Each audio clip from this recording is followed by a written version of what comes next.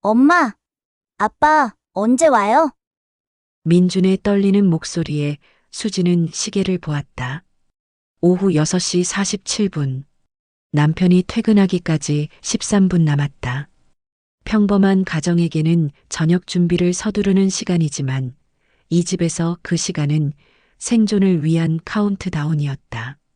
수지는 아들의 머리를 쓰다듬으며 속삭였다. 방으로 들어가. 조용히. 현관문이 열리는 소리에 수진의 온몸이 얼어붙었다. 오늘은 무슨 일이 벌어질까? 어떤 작은 실수가 폭풍을 불러올까? 그날 밤 수지는 결심했다. 이 아이를 더 이상 이렇게 키울 순 없어. 탈출, 단 한 번의 기회. 실패하면 끝이다. 하지만 성공하면 자유다. 이것은 평범한 엄마가 아들과 함께 지옥을 탈출해 새로운 삶을 찾아가는 용기와 희망의 이야기다. 아침 햇살이 비치는 거실은 평화로워 보였다. 하얀 커튼 사이로 들어오는 봄빛은 따스했고 식탁 위에 놓인 커피잔에선 김이 피어올랐다. 하지만 김수진의 가슴은 늘 얼어붙어 있었다. 남편 이태민의 발소리만 들려도 온몸이 경직되었고 숨소리조차 조심스러워졌다.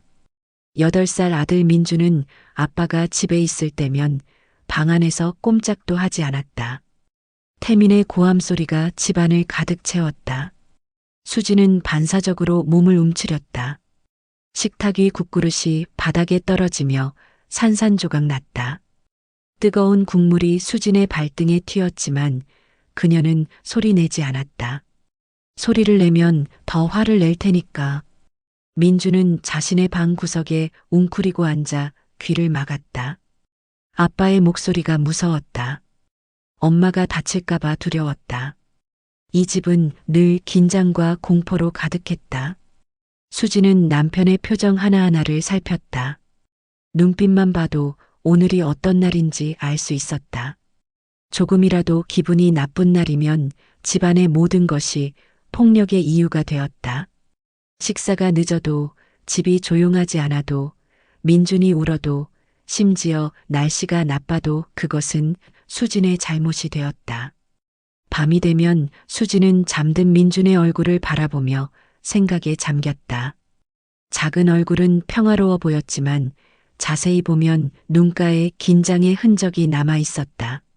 아이는 악몽을 자주 꾸었다. 자다가 깨어 엄마를 찾으며 떨었다. 수지는 이 아이를 이렇게 키울 수 없다는 것을 알았다. 어떻게든 탈출해야 했다. 하지만 방법을 찾는 것은 쉽지 않았다. 통장도 휴대폰도 외출도 모두 태민의 통제 아래 있었다. 민주는 학교에서도 친구들과 잘 어울리지 못했다. 항상 불안한 표정으로 주변을 살폈고 큰 소리만 나도 깜짝깜짝 놀랐다. 쉬는 시간에도 혼자 구석에 앉아 있거나 조용히 책을 보았다.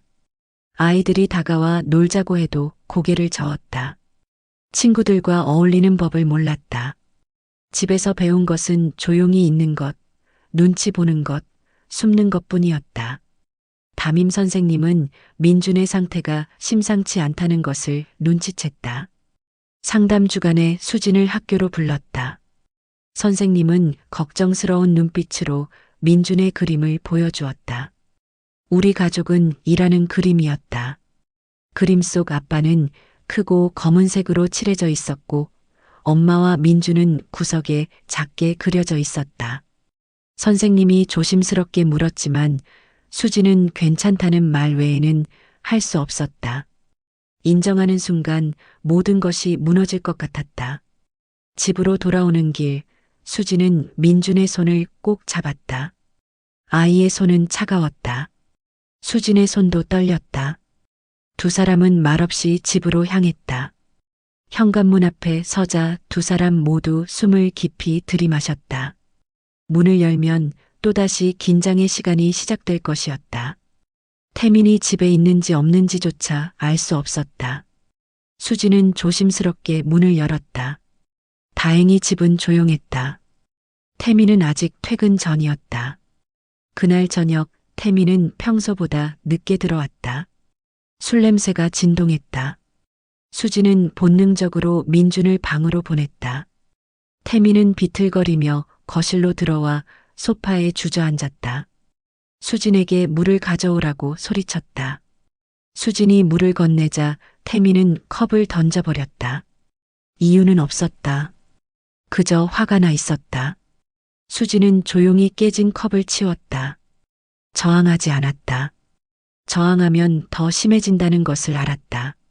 민주는 방 안에서 이불을 뒤집어 쓰고 떨고 있었다. 밖에서 들리는 소리에 귀를 막았다. 아빠의 고함 소리, 뭔가 깨지는 소리, 엄마의 작은 신음소리.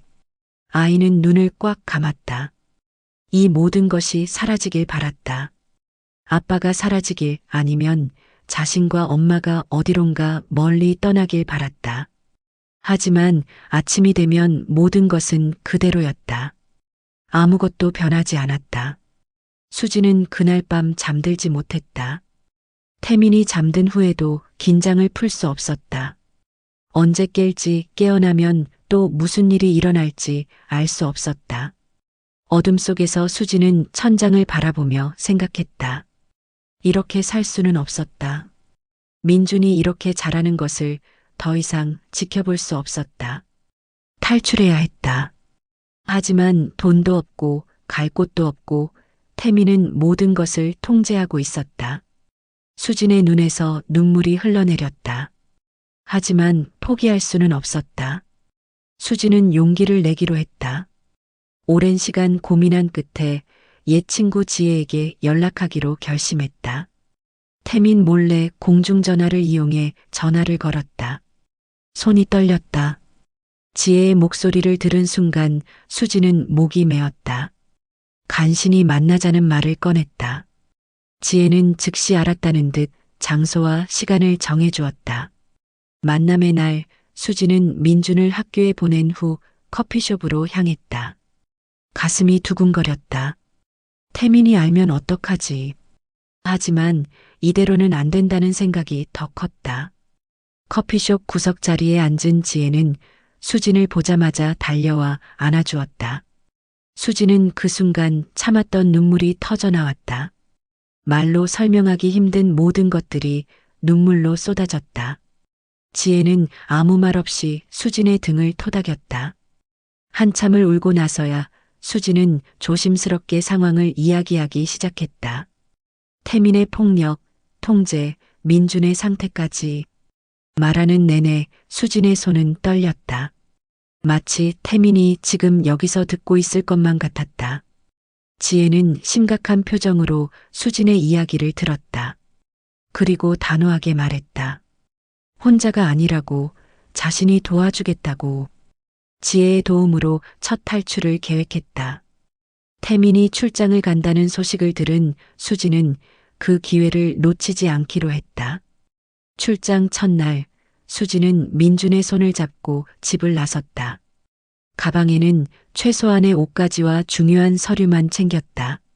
너무 많이 가져가면 의심받을까봐 두려웠다. 지혜가 준비해준 작은 원룸으로 향했다. 처음으로 느끼는 자유였다. 하지만 그 자유는 오래가지 못했다. 준비가 부족했다. 수지는 신용카드를 사용했고 태민은 즉시 그 기록을 추적했다. 이틀 만에 태민이 원룸 앞에 나타났다. 문을 두드리는 소리에 수진과 민주는 얼어붙었다. 태민의 목소리는 차가웠다.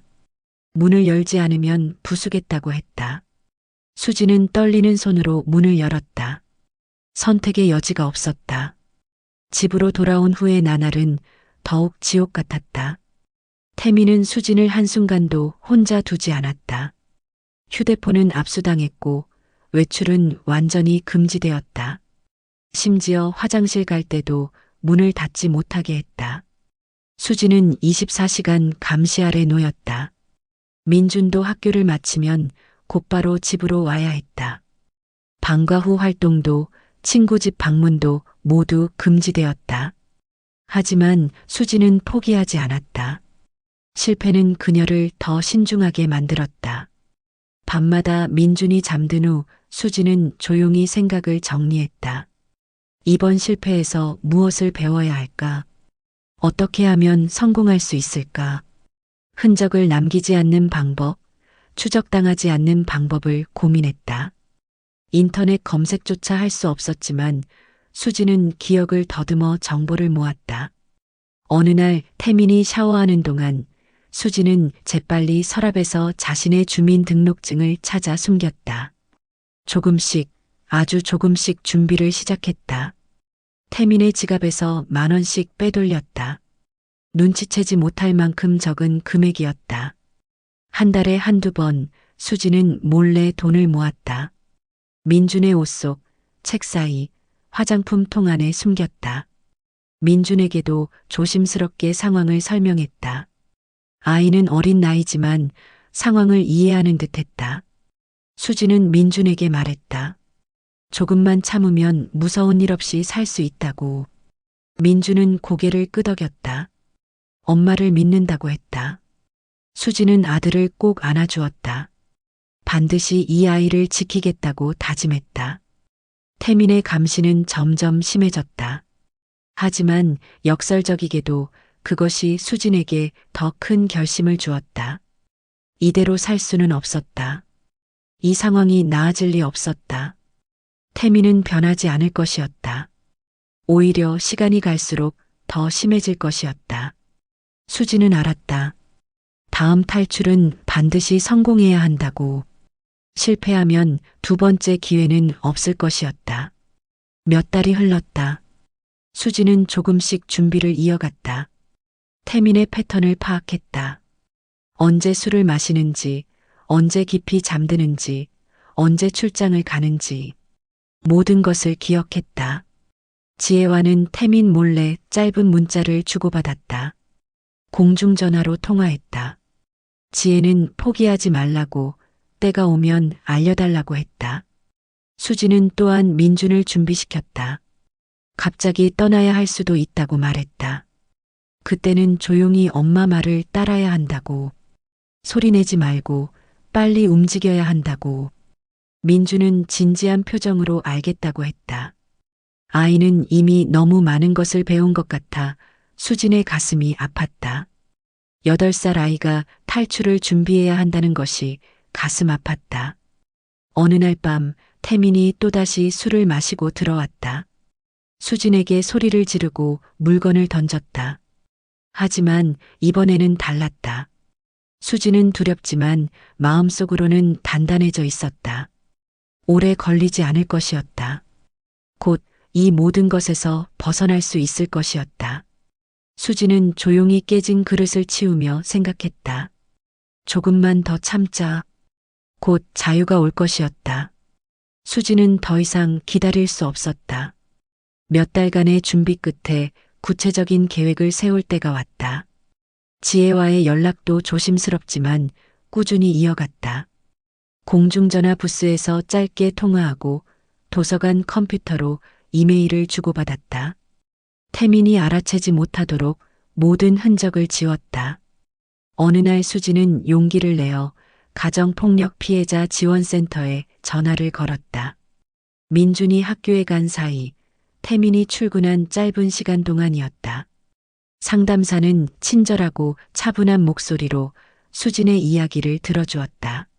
수진은 울먹이며 자신의 상황을 설명했다.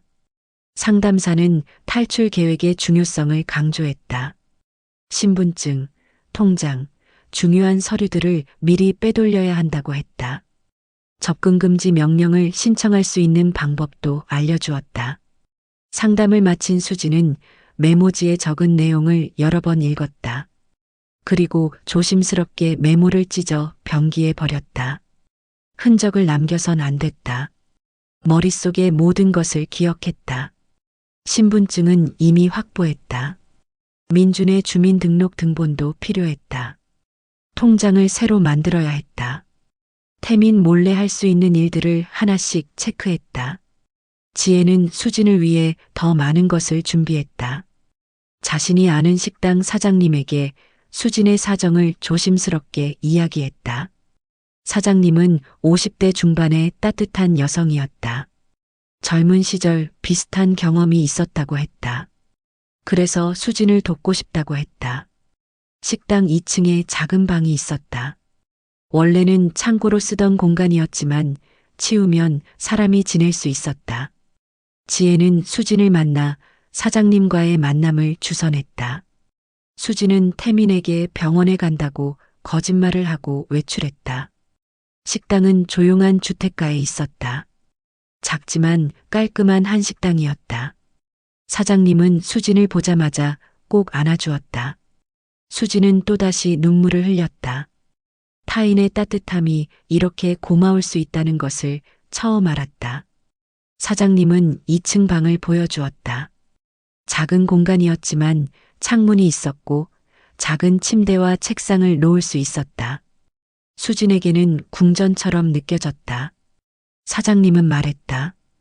여기서 지내면서 식당 일을 도와주면 된다고. 월급은 많지 않지만 방세와 식비는 걱정하지 않아도 된다고. 수진은 고개를 숙여 감사 인사를 했다. 목소리가 나오지 않았다. 이제 구체적인 날짜를 정해야 했다. 수진은 태민의 일정을 파악했다. 다음 달 초에 지방 출장이 있었다. 2박 3일 일정이었다. 하지만 출장 중에 탈출하면 너무 빨리 들킬 것 같았다. 수진은 다른 방법을 생각했다. 출장에서 돌아온 직후 태민이 피곤해서 일찍 잠들 날을 노리기로 했다. 민준에게도 조금씩 준비를 시켰다. 아이에게 중요한 물건들을 골라보라고 했다. 많이 가져갈 수 없다고, 정말 소중한 것만 골라야 한다고 했다. 민주는 사진 몇 장과 작은 인형 하나를 골랐다. 수지는 아들의 선택에 가슴이 미어졌다. 아이가 가진 것이 너무 적었다. 하지만 곧 더 많은 것을 가질 수 있을 거라고 다짐했다. 수지는 조금씩 물건을 빼돌리기 시작했다. 민준의 옷 몇 벌을 세탁한다는 핑계로 지혜에게 맡겼다. 자신의 옷도 마찬가지였다. 중요한 서류들은 책 사이에 숨겼다가 조금씩 옮겼다. 민준의 학교 서류, 예방접종 기록, 의료 기록, 모든 것이 필요했다. 태민이 눈치채지 못하도록 아주 천천히 조심스럽게 움직였다. 통장을 새로 만들었다. 태민이 출근한 사이 은행에 가서 계좌를 개설했다. 태민이 모르는 계좌였다. 지혜가 조금씩 돈을 넣어주었다. 수진이 모은 돈도 그 계좌에 넣었다. 많은 돈은 아니었지만 당장 생활할 수 있는 금액이었다. 수진은 통장을 숨기며 생각했다. 이것이 자유로 가는 첫걸음이라고. 법적 준비도 필요했다. 수진은 다시 지원센터에 연락했다. 탈출 후 즉시 접근금지 명령을 신청할 수 있도록 서류를 미리 준비했다. 상담사는 병원에서 진단서를 받아두라고 조언했다. 수진은 태민의 폭력으로 생긴 상처를 병원에서 기록으로 남겼다. 진단서를 받는 순간 수진은 떨렸다. 이제 정말 돌아갈 수 없는 다리를 건너는 것 같았다. 날짜가 다가왔다. 태민의 출장이 끝나고 돌아온 날 그는 피곤해 보였다. 일찍 저녁을 먹고 술을 마셨다. 태민은 10시가 되기 전에 잠들었다. 수지는 거실에 앉아 시계를 바라봤다. 심장이 미친 듯이 뛰었다. 오늘이 그날이었다. 하지만 수지는 조급해하지 않았다. 태민이 깊이 잠들 때까지 기다려야 했다. 자정이 넘어서야 수지는 조심스럽게 움직이기 시작했다. 민준의 방으로 가서 아이를 깨웠다. 민준은 놀란 눈으로 엄마를 바라봤다. 수지는 손가락을 입술에 갖다 대며 조용히 하라는 신호를 보냈다. 아이는 고개를 끄덕이며 침대에서 내려왔다.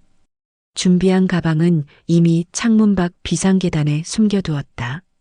수지는 민준에게 신발을 신기고 외투를 입혔다. 모든 동작이 느린 것 같으면서도 빨랐다. 수진의 손은 떨렸지만 멈추지 않았다. 민준도 떨고 있었다. 하지만 아이는 소리 내지 않았다. 엄마와 약속했으니까. 현관문 앞에 섰다. 수지는 잠시 숨을 멈췄다.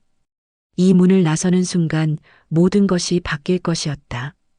돌이킬 수 없었다. 수지는 민준의 손을 꼭 잡았다. 아이의 손도 그녀의 손을 꼭 잡았다. 수지는 천천히 문손잡이를 돌렸다. 삐걱 소리가 나지 않도록 조심스럽게. 문이 열렸다. 복도는 어두웠다. 비상구 표시등만이 희미하게 빛나고 있었다. 수진과 민주는 조심스럽게 복도로 나왔다. 수지는 뒤를 돌아봤다. 집안은 조용했다. 태미는 여전히 자고 있었다. 수지는 문을 살며시 닫았다. 잠금 장치는 걸지 않았다. 소리가 날까봐.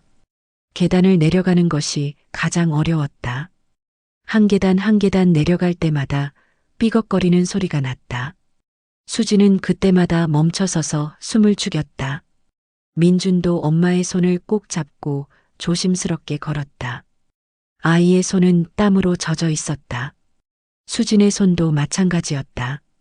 두 사람은 서로의 공포를 느끼며 천천히 내려갔다. 1층에 도착했다. 건물 입구가 보였다. 출구까지는 불과 10m. 하지만 그 거리가 너무 멀게 느껴졌다. 수지는 민준을 바라봤다. 아이는 긴장한 표정으로 엄마를 올려다봤다. 수지는 고개를 끄덕이며 신호를 보냈다. 이제 뛰어야 한다고.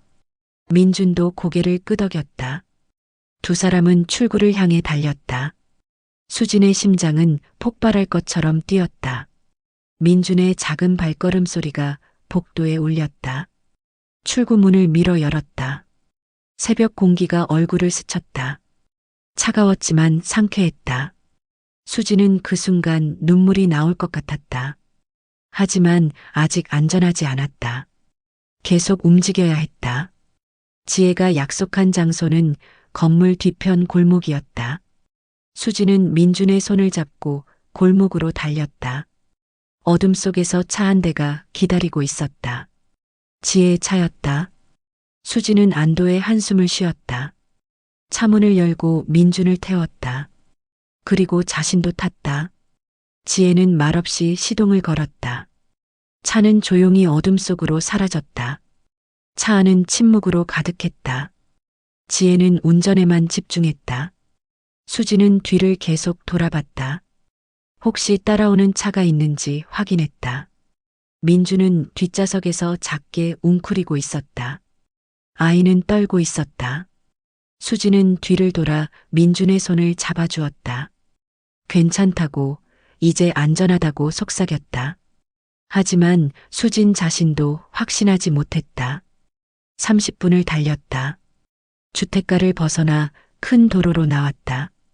새벽이라 차가 별로 없었다. 지혜는 후면 거울을 계속 확인했다. 수진도 계속 뒤를 봤다. 두 사람 모두 긴장을 풀지 못했다. 민주는 어느새 잠들어 있었다. 피곤과 긴장이 한꺼번에 몰려온 듯했다. 식당에 도착한 것은 새벽 4시였다. 골목은 조용했다. 가로등만이 희미하게 길을 밝히고 있었다. 지혜가 차를 세우고 수진을 바라봤다. 두 사람은 말없이 서로를 안았다. 지혜의 어깨에서 수진은 비로소 울음을 터뜨렸다. 참았던 모든 것이 한꺼번에 쏟아졌다. 두려움, 안도감, 감사함. 모든 감정이 뒤섞여 눈물로 흘러나왔다. 사장님은 이미 깨어 기다리고 있었다. 식당 뒷문을 열고 두 사람을 맞이했다. 잠든 민준을 지혜가 안아 올렸다. 사장님은 조용히 2층으로 안내했다. 방은 작았지만 따뜻했다. 이불이 깔려 있었고 작은 전기 히터가 켜져 있었다. 민준을 침대에 눕히고 이불을 덮어주었다. 아이는 깊이 잠들어 있었다. 수지는 방바닥에 주저앉았다. 다리에 힘이 풀렸다. 지혜와 사장님이 수진을 일으켜 침대에 앉혔다. 사장님은 따뜻한 차를 가져왔다. 수지는 떨리는 손으로 찻잔을 받았다. 한 모금 마시자 몸이 조금 풀리는 것 같았다. 하지만 긴장은 여전했다. 태민이 깨어나면 어떻게 될까? 그가 찾아오면 어떻게 하지? 지혜는 수진을 안심시켰다. 태민은 이 장소를 모른다고. 수진의 휴대폰도 집에 두고 왔다고. 추적할 방법이 없다고. 경찰에 신고할 준비도 되어 있다고. 사장님도 고개를 끄덕였다. 여기는 안전하다고. 걱정하지 말라고. 하지만 수진의 마음은 쉽게 진정되지 않았다. 동이 트기 시작했다. 창문으로 희미한 빛이 들어왔다. 새로운 날이 밝았다. 수진은 창밖을 바라봤다. 거리는 조용했다. 사람들은 아직 잠들어 있었다. 수진은 처음으로 자유를 느꼈다. 하지만 동시에 두려움도 느꼈다. 이제 어떻게 살아야 할까? 태민 없이 살아갈 수 있을까? 민준을 제대로 키울 수 있을까? 민준이 깨어났다. 아이는 낯선 천장을 보고 잠시 당황했다. 하지만 곧 엄마를 발견하고 안도했다. 수지는 민준을 꼭 안아주었다. 이제 괜찮다고, 우리 안전하다고 속삭였다. 민준도 엄마를 꼭 안았다. 아이의 몸은 여전히 떨렸다. 하지만 엄마 품에서 조금씩 안정을 찾아갔다. 사장님이 아침 식사를 가져왔다. 따뜻한 죽과 반찬이었다. 수지는 오랜만에 느끼는 타인의 따뜻함에 또 눈물이 났다. 민준과 함께 조용히 식사를 했다. 음식을 삼키는 것조차 어려웠다. 목이 메었다. 하지만 먹어야 했다. 앞으로 갈 길이 멀었다. 힘을 내야 했다. 식사 후 지혜가 말했다. 오늘은 쉬라고. 내일부터 법적 절차를 시작하자고. 경찰서에 가서 신고하고 접근금지 명령을 신청하고 이혼 절차도 시작해야 한다고. 수지는 고개를 끄덕였다. 할 일이 많았다. 하지만 하나씩 해나가면 됐다. 더 이상 혼자가 아니었다. 그날 오후 수지는 민준과 함께 작은 방에 앉아 있었다. 창문으로 햇빛이 들어왔다. 따뜻했다. 민준은 엄마 옆에 바짝 붙어 앉아 있었다. 두 사람은 말없이 창밖을 바라봤다. 거리에는 사람들이 오가고 있었다. 평범한 일상이었다. 수진과 민준에게는 그 평범함이 너무나 소중하게 느껴졌다. 이제 그들도 그런 평범한 일상을 살 수 있을 것 같았다. 첫 주는 적응의 시간이었다.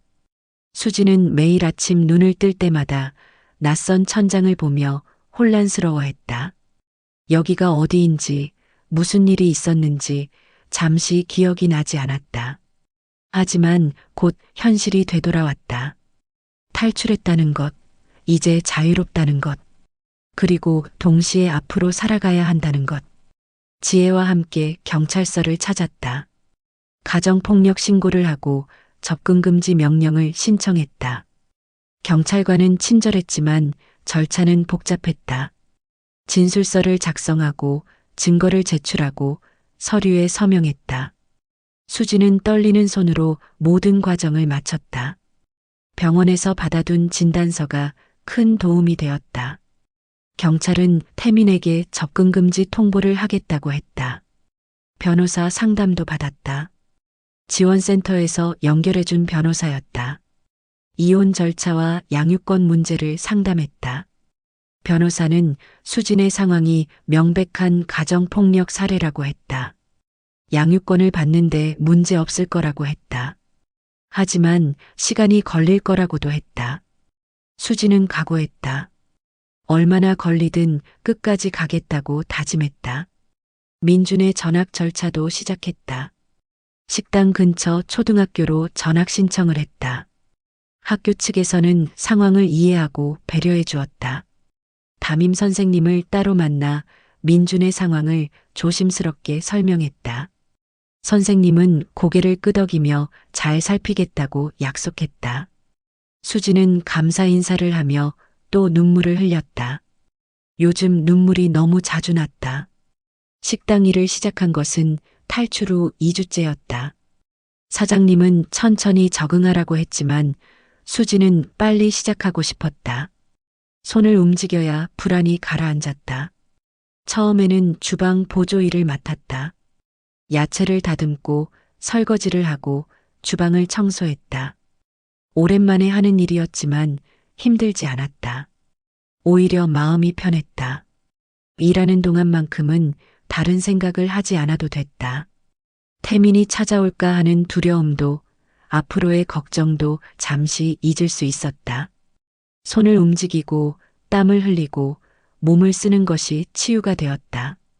사장님과 다른 직원들도 수진을 따뜻하게 대해주었다. 아무도 캐묻지 않았다. 그저 동료로 받아들여 주었다. 민준도 새 학교에 적응하기 시작했다. 처음 며칠은 힘들어했다.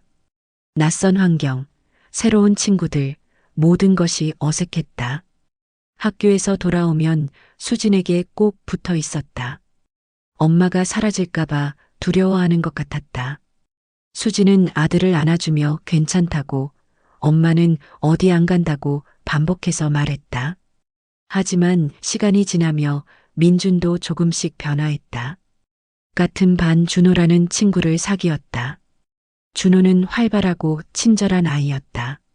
민준에게 먼저 다가와 친구가 되어 주었다. 어느 날 민준이 학교에서 돌아와 신나게 이야기했다. 준호랑 축구를 했다고. 재미있었다고. 수지는 아들의 밝은 표정을 보며 가슴이 뭉클했다. 아이가 이렇게 웃을 수 있다는 것이 기적 같았다. 불과 몇 주 전만 해도 민주는 웃는 법을 잊은 것 같았다. 늘 긴장하고 불안해하고 두려워했다. 하지만 지금은 달랐다. 천천히, 아주 천천히 아이는 회복하고 있었다. 수지는 그것이 가장 큰 보상이라고 느꼈다. 지원센터의 권유로 심리 상담도 시작했다. 일주일에 한 번 상담사를 만났다. 처음에는 말하기가 어려웠다. 무엇을 어떻게 말해야 할지 몰랐다. 그저 울기만 했다. 상담사는 조급해하지 않았다. 천천히 시간을 두고 기다려 주었다. 수진이 준비되면 말할 거라고 했다. 몇 번의 상담 후 수진은 조금씩 입을 열기 시작했다. 태민과의 생활, 폭력, 두려움에 대해 이야기했다. 말로 꺼내는 것만으로도 힘들었다. 하지만 동시에 후련하기도 했다. 오랫동안 혼자 짊어지고 있던 짐을 조금씩 내려놓는 기분이었다. 상담사는 수진이 잘못한 것이 아니라고 했다. 모든 책임은 가해자에게 있다고 했다. 그 말이 수진에게 큰 위안이 되었다. 오랫동안 수진은 자신을 탓했다. 자신이 부족해서, 자신이 잘못해서 태민이 화를 낸다고 생각했다. 하지만 그게 아니었다. 잘못은 태민에게 있었다. 폭력을 선택한 것은 그였다. 수지는 피해자였다. 그것을 받아들이는데 시간이 걸렸다. 민준도 학교 상담 선생님과 만나기 시작했다. 놀이 치료를 받았다. 아이는 말로 표현하기 어려운 감정들을 그림과 놀이로 풀어냈다. 상담 선생님은 민준이 회복력이 강한 아이라고 했다. 안정적인 환경에서 충분히 회복할 수 있다고 했다. 수지는 그 말을 믿기로 했다. 한 달이 지났다. 수지는 주방 보조에서 홀 서빙으로 일의 범위를 넓혔다. 처음에는 손님들을 대하는 것이 어색했다. 오랫동안 사람들을 피해 살았기 때문이었다. 하지만 점차 익숙해졌다. 손님들은 대부분 친절했다. 감사하다는 인사를 들을 때마다 수지는 뿌듯했다. 자신도 누군가에게 도움이 될 수 있다는 것이 신기했다. 첫 월급을 받던 날 수지는 통장을 보며 울었다. 많은 돈은 아니었다. 하지만 자신의 노동으로 번 돈이었다. 태민의 통제를 받지 않은 자신의 것이었다. 수지는 그 돈의 일부로 민준에게 새 운동화를 사주었다. 민준이 신고 싶어 하던 운동화였다. 아이는 새 신발을 신고 뛰어다니며 좋아했다. 저녁이면 수진과 민준은 작은 방에서 함께 시간을 보냈다. 숙제를 도와주고 책을 읽어주고 이야기를 나누었다. 평범한 일상이었다. 하지만 그 평범함이 수진에게는 기적 같았다. 두려움 없이 아들과 시간을 보낼 수 있다는 것. 언제 폭력이 터질까 걱정하지 않아도 된다는 것. 그것만으로도 충분히 행복했다. 밤에는 여전히 악몽을 꾸었다. 태민이 나타나는 꿈, 쫓기는 꿈, 다시 집으로 끌려가는 꿈. 식은땀을 흘리며 깨어났다. 하지만 눈을 뜨면 안전한 방이 보였다. 옆에서 평화롭게 자고 있는 민준이 보였다. 수지는 심호흡을 하며 스스로를 진정시켰다. 이제 안전하다고. 태민은 여기까지 올 수 없다고. 태민으로부터 첫 연락이 온 것은 탈출 후 한 달이 지난 시점이었다. 지혜의 휴대폰으로 전화가 걸려왔다. 태민은 수진을 찾고 있었다. 협박 섞인 목소리로 당장 집으로 돌아오라고 했다. 안 그러면 찾아내서 후회하게 만들겠다고 했다. 지혜는 침착하게 대응했다. 수진의 위치는 알려줄 수 없다고, 더 이상 연락하지 말라고 했다. 수진은 그 소식을 듣고 온몸이 얼어붙었다. 태민의 목소리가 들리는 것 같았다. 그의 분노가 느껴지는 것 같았다. 찾아올까봐 두려웠다. 하지만 지혜와 사장님이 안심시켰다. 이미 접근금지 명령이 발효되었다고. 태민이 수진에게 접근하면 처벌받는다고. 경찰에도 상황을 알렸다고. 변호사와 다시 상담했다. 태민의 연락에 대해 이야기했다. 변호사는 모든 연락을 기록하라고 조언했다. 증거가 필요하다고 했다. 태민이 접근금지 명령을 위반하거나 협박할 경우 즉시 신고하라고 했다. 수지는 고개를 끄덕였다. 법이 자신을 보호해 줄 거라는 말을 믿기로 했다. 며칠 후 태민이 다시 연락을 시도했다. 이번에는 문자였다. 내용은 협박과 회유가 뒤섞여 있었다. 돌아오면 용서해 주겠다고, 안 돌아오면 민준을 빼앗겠다고 했다. 수지는 그 문자를 보고 손이 떨렸다. 하지만 답장하지 않았다. 변호사에게 전달하고 경찰에 신고했다. 경찰은 태민에게 경고 조치를 했다. 태민의 연락은 점차 줄어들었다. 법적 대응이 효과를 보는 것 같았다. 하지만 수진의 불안은 쉽게 가라앉지 않았다. 거리를 걸을 때마다 뒤를 돌아봤다. 혹시 따라오는 사람이 있는지 확인했다. 식당에 낯선 손님이 오면 긴장했다. 태민이 아닐까 의심했다. 트라우마는 쉽게 사라지지 않았다. 상담사는 그것이 정상적인 반응이라고 했다. 오랜 기간 폭력과 통제 속에서 살았기 때문에 불안이 지속되는 것은 당연하다고 했다. 시간이 필요하다고 했다. 안전한 환경에서 충분한 시간을 보내면 점차 나아질 거라고 했다. 수지는 인내심을 갖기로 했다. 자신에게 시간을 주기로 했다. 민주는 수진보다 빨리 안정을 찾아가는 것 같았다. 학교 생활이 즐거워 보였다. 준호 외에도 다른 친구들과도 어울렸다. 쉬는 시간에 운동장에서 뛰어놀고 점심시간에는 친구들과 웃으며 밥을 먹었다. 담임 선생님은 민준이 잘 적응하고 있다고 했다. 표정도 밝아지고 발표도 적극적으로 한다고 했다. 하지만 민준도 여전히 두려움을 안고 있었다. 밤에 가끔 악몽을 꾸고 깼다. 엄마를 찾으며 울었다. 수지는 그럴 때마다 아들을 안아주고 괜찮다고 속삭였다. 아빠는 여기 못 온다고, 우리는 안전하다고 말했다. 민준은 엄마 품에서 진정하고 다시 잠들었다. 어느 날 민준이 물었다. 아빠를 다시 봐야 하는지. 수지는 조심스럽게 대답했다. 아빠가 변하지 않는 한 만나지 않을 거라고. 민준을 지키는 것이 엄마의 가장 중요한 일이라고. 민준은 고개를 끄덕였다. 아이는 아빠를 그리워하지 않는 것 같았다. 오히려 안도하는 것 같았다. 그것이 수진에게는 슬프면서도 다행스러웠다. 식당 일도 점점 익숙해졌다. 수진은 이제 혼자서도 홀을 관리할 수 있었다. 주문을 받고 음식을 서빙하고 계산을 처리했다. 단골 손님들도 생겼다. 수진의 이름을 기억하고 반갑게 인사하는 손님들이 있었다. 수진은 그들에게 미소로 화답했다. 사람들과의 교류가 이렇게 따뜻할 수 있다는 것을 처음 알았다. 사장님은 수진의 성실함을 높이 평가했다. 시급을 올려주었고 근무 시간도 늘려주었다. 수진은 감사했다. 더 많이 일할 수 있다는 것이 좋았다. 일하는 동안은 다른 생각을 하지 않아도 됐다. 그리고 돈을 더 벌 수 있었다. 조금씩이지만 저축이 늘어갔다. 언젠가는 민준과 단둘이 살 집을 마련하고 싶었다.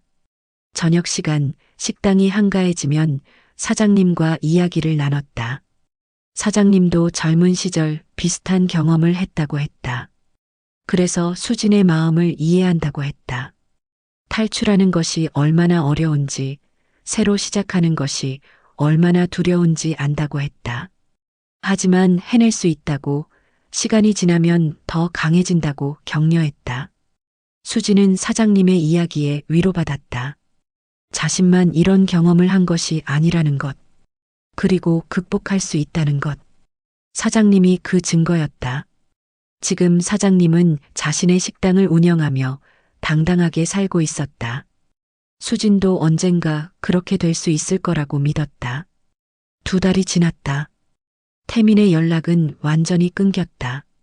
이혼 절차는 진행 중이었다. 변호사는 곧 법원 날짜가 잡힐 거라고 했다. 수진은 긴장되면서도 기대됐다. 법적으로도 완전히 자유로워질 날이 다가오고 있었다. 태민과의 모든 연결을 끊을 수 있었다. 민주는 학교에서 상을 받았다. 모범 학생상이었다.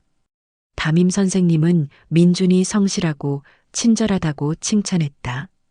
수지는 시상식에 참석해 아들이 상장을 받는 모습을 봤다. 눈물이 났다. 불과 몇 달 전만 해도 상상할 수 없던 일이었다. 민주는 엄마를 보며 환하게 웃었다. 수진도 웃으며 손을 흔들었다. 그날 저녁 수진과 민주는 작은 축하 파티를 열었다. 사장님이 특별히 맛있는 음식을 준비해 주었다. 지혜도 와서 함께했다. 4사람은 작은 방에서 웃으며 식사를 했다. 행복한 시간이었다. 수진은 이 순간을 가슴에 새겼다. 과거의 공포는 점점 희미해지고 있었다. 새로운 삶이 시작되고 있었다. 법원 날짜가 잡혔다. 이혼 조정 기일이었다. 수진은 그날 아침 일찍 일어나 옷을 차려입었다. 손이 떨렸다. 오늘 태민을 다시 보게 될 것이었다. 몇 달 만의 재회였다. 변호사는 걱정하지 말라고 했다. 법원에는 경비가 있고 자신도 옆에 있을 거라고 했다. 하지만 수진의 불안은 가라앉지 않았다. 법원에 도착했다. 복도는 조용했다. 수진은 변호사와 함께 대기실에 앉았다. 심호흡을 반복했다. 멀리서 태민이 보였다. 수진의 심장이 쿵쾅거렸다. 태민도 수진을 봤다. 그는 다가오려 했지만 경비원이 막았다. 접근금지 명령 때문이었다. 태민은 화난 표정으로 멀찍이 서 있었다. 조정실에 들어갔다. 판사와 조정위원이 자리에 있었다. 태민은 반대편에 앉았다. 수진은 그를 똑바로 쳐다보지 못했다. 여전히 두려웠다. 하지만 고개를 들기로 했다. 이제는 피해자가 아니라 생존자였다. 당당할 권리가 있었다. 조정은 길게 이어졌다. 태민은 처음에 이혼을 거부했다. 돌아오면 용서하겠다고 했다. 수진은 단호하게 거절했다. 돌아갈 생각이 없다고, 이혼만이 답이라고 말했다. 변호사가 가정폭력의 증거들을 제시했다. 진단서, 경찰 신고 기록, 증언. 태민은 할 말을 잃었다. 결국 태민도 이혼에 동의했다. 양육권은 수진에게 주어졌다. 태민은 면접 교섭권도 포기했다. 아니, 법원이 권장하지 않았다. 아동심리 전문가의 소견이 첨부되었다. 민준이 아버지와의 만남을 원하지 않는다는 내용이었다. 양육비는 최소한으로 결정되었다. 수지는 그것조차 원하지 않았지만 민준의 권리라고 변호사가 조언했다. 조정이 끝났다. 수지는 복도로 나왔다. 다리에 힘이 풀렸다. 하지만 동시에 해방감이 밀려왔다. 끝났다. 정말 끝났다. 태민과의 모든 법적 관계가 정리되었다. 이제 완전히 자유였다. 수지는 변호사에게 감사 인사를 하며 울었다. 기쁨의 눈물이었다. 법원을 나서는 길, 수지는 하늘을 올려다봤다. 날씨가 맑았다.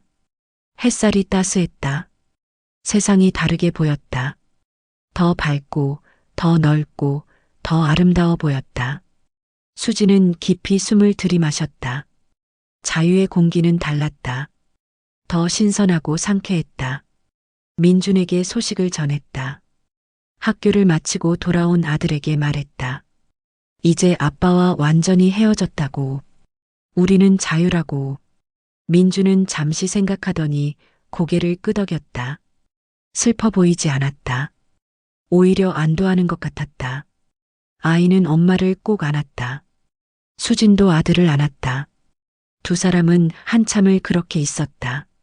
사장님은 수진의 정규직 전환을 제안했다. 몇 달간 함께 일하며 수진의 능력을 확인했다고 했다. 성실하고 책임감 있고 손님들에게도 인기가 많다고 했다. 급여도 인상하고 4대 보험도 가입해주겠다고 했다. 수지는 감격했다. 안정적인 직장이 생긴다는 것. 그것은 큰 의미였다.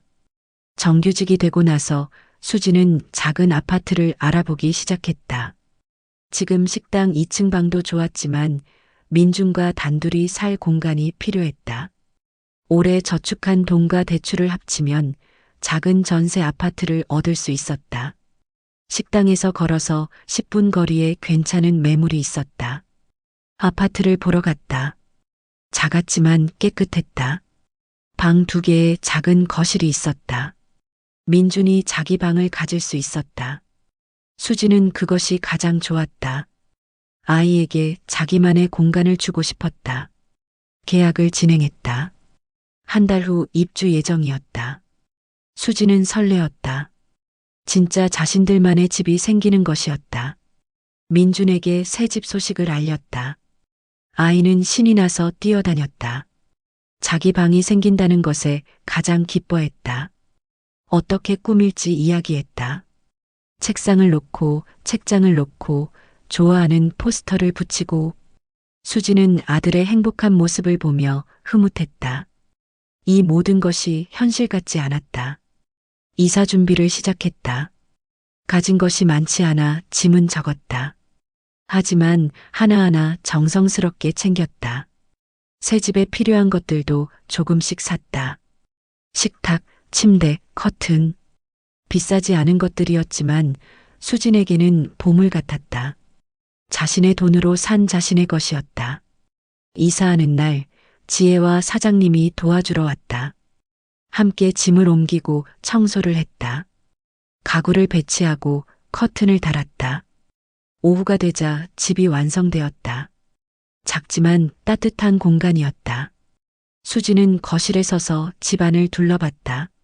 민준의 방, 자신의 방, 작은 주방. 모두 자신들의 것이었다. 저녁에는 4사람이 함께 식사를 했다. 사장님이 준비해온 음식으로 작은 집들이를 했다. 웃음소리가 집안을 채웠다. 수지는 이 순간이 영원했으면 좋겠다고 생각했다. 사랑하는 사람들과 함께 있는 이 평화로운 시간. 이것이 진짜 행복이었다. 밤이 되고 손님들이 돌아갔다. 수진과 민준만 남았다. 두 사람은 거실 바닥에 앉아 창밖을 바라봤다. 도시의 불빛이 반짝였다. 수지는 민준에게 물었다. 행복한지. 민준은 환하게 웃으며 고개를 끄덕였다. 엄마랑 있으면 행복하다고 했다. 수지는 아들을 안았다. 지난 시간들이 주마등처럼 스쳐 지나갔다. 두려움 속에서 살던 날들, 탈출을 준비하던 밤들, 새로운 삶을 시작한 순간들, 모든 것이 기적 같았다. 포기하지 않아서, 용기를 내서, 도움을 받아들여서 지금 여기까지 왔다. 수지는 깨달았다. 돈보다 중요한 것이 있다는 것을. 안정과 자유였다. 두려움 없이 살 수 있는 일상이었다. 아들과 함께 웃을 수 있는 순간들이었다. 수지는 더 이상 많은 것을 바라지 않았다. 이것만으로 충분했다. 아니, 이것이 전부였다. 다음 날부터 수지는 새 집에서 출퇴근했다. 식당까지 걸어가는 10분이 좋았다. 아침 공기를 마시며 걷는 시간이 소중했다. 일을 마치고 집으로 돌아오는 길도 좋았다. 자신을 기다리는 집이 있다는 것. 그것이 큰 위안이었다. 민준도 새 집을 좋아했다. 자기 방에서 숙제를 하고 책을 읽고 그림을 그렸다. 친구 준호를 집에 초대하기도 했다. 두 아이가 방에서 웃으며 노는 소리를 들으며 수지는 행복했다. 평범한 일상이 이렇게 소중할 수 있다는 것을 매일 느꼈다. 저녁이면 모녀는 함께 식사를 했다. 수진이 만든 소박한 음식이었다. 하지만 두 사람에게는 최고의 만찬이었다. 식사 후에는 함께 TV를 보거나 이야기를 나눴다. 민주는 학교 이야기를 했고 수지는 식당 이야기를 했다. 평범한 대화였지만 그 속에 행복이 있었다. 몇 달이 흘렀다. 수지는 요리 자격증을 따기로 결심했다. 사장님의 권유였다. 실력을 더 키우면 더 좋은 기회가 올 거라고 했다. 수지는 퇴근 후 도서관에서 공부했다. 힘들었지만 즐거웠다. 자신을 위해 무언가를 한다는 것이 뜻깊었다. 봄이 왔다. 벚꽃이 피는 계절이었다. 수지는 1년 전을 떠올렸다.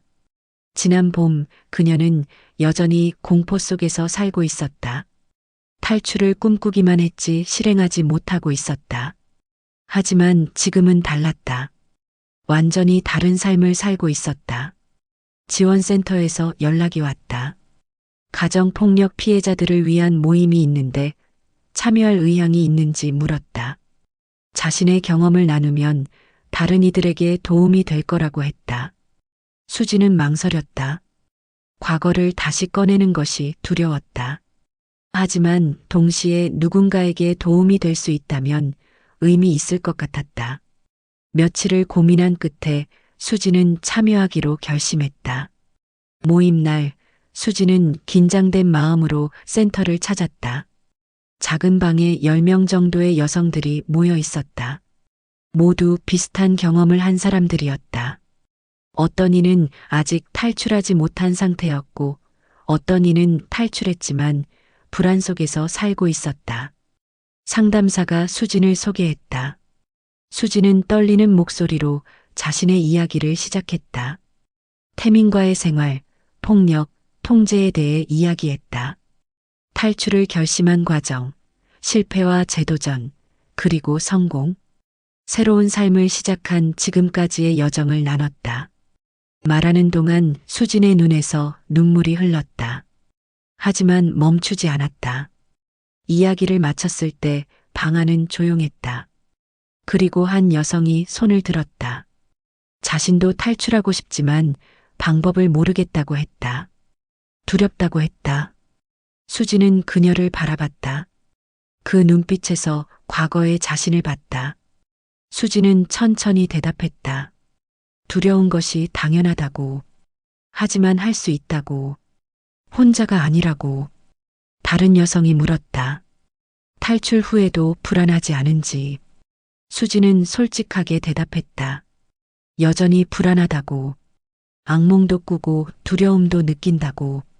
하지만 그것이 점점 나아지고 있다고. 안전한 환경에서 시간을 보내면 치유된다고. 완벽하지 않아도 괜찮다고. 또 다른 여성이 말했다. 자신도 탈출했지만 경제적으로 어렵다고. 수지는 고개를 끄덕였다. 자신도 처음에는 아무것도 없었다고. 하지만 도움을 받고 일을 시작하면서 조금씩 안정되었다고. 중요한 것은 포기하지 않는 것이라고. 한 걸음씩 나아가면 길이 보인다고. 모임이 끝나고 한 여성이 수진에게 다가왔다. 눈물을 흘리며 말했다. 희망을 얻었다고. 자신도 할 수 있을 것 같다고. 수진은 그녀의 손을 꼭 잡았다. 할 수 있다고. 반드시 할 수 있다고 말했다. 그 순간 수진은 깨달았다. 자신의 경험이 누군가에게 빛이 될 수 있다는 것을. 집으로 돌아오는 길, 수진은 마음이 가벼웠다.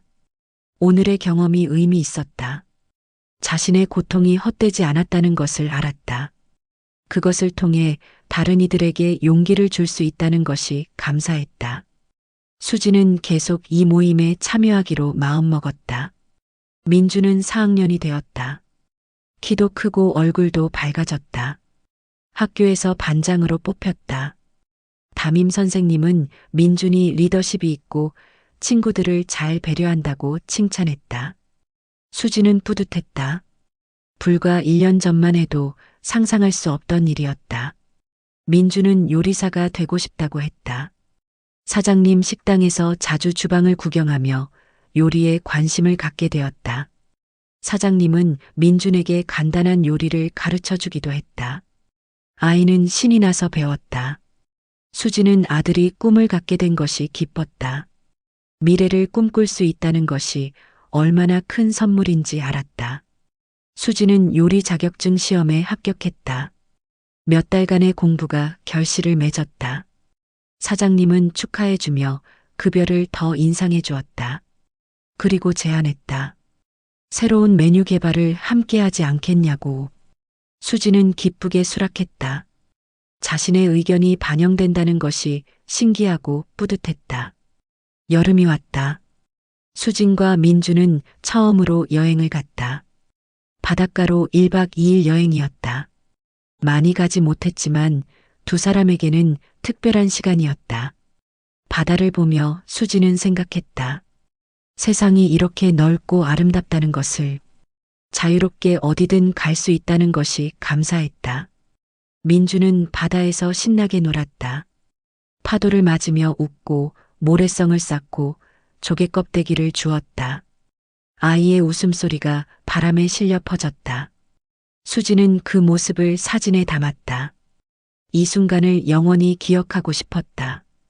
행복한 순간을 간직하고 싶었다. 저녁에는 숙소 발코니에서 바다를 바라봤다. 수평선 너머로 해가 지고 있었다. 하늘은 주황빛으로 물들었다.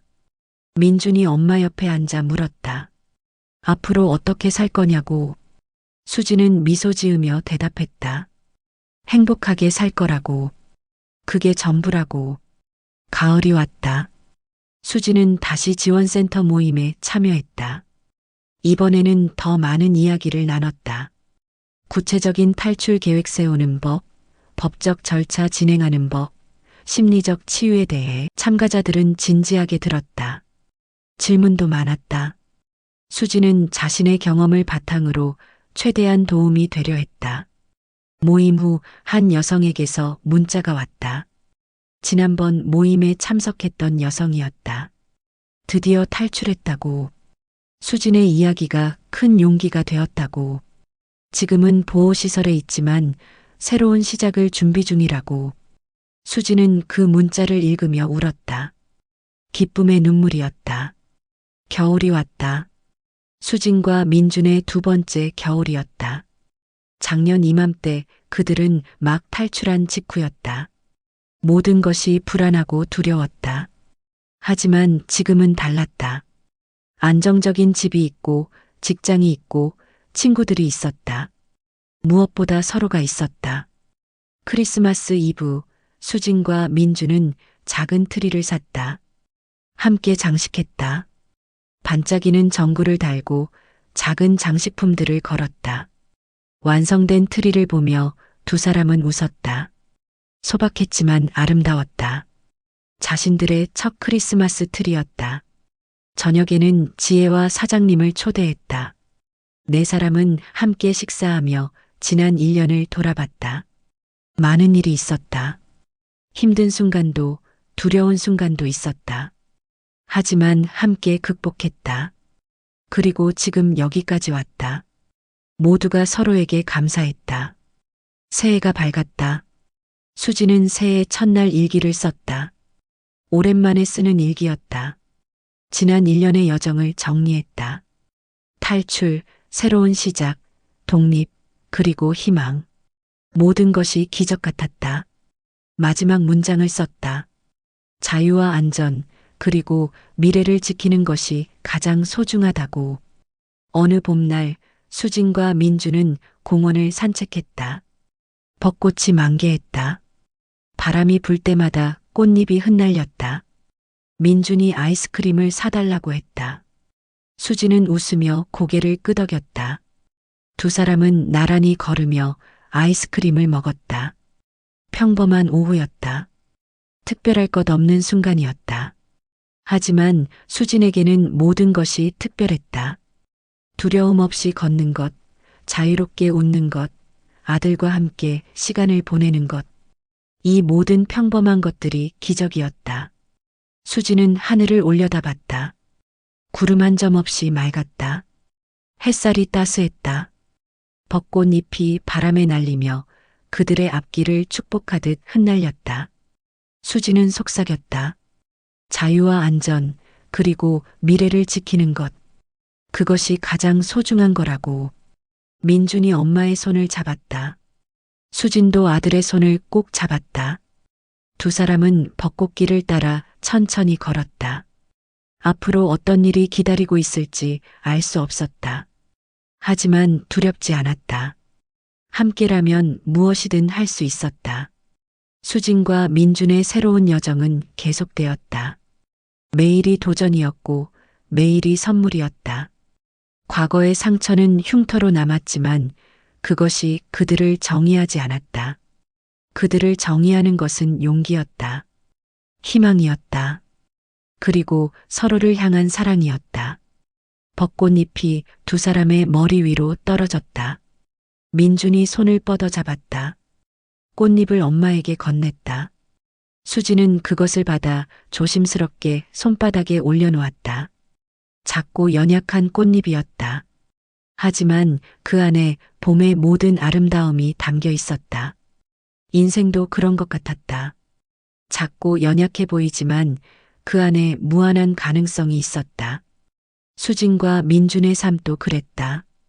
작은 시작이었지만 그 안에 큰 희망이 있었다. 그리고 그 희망은 계속 자라나고 있었다.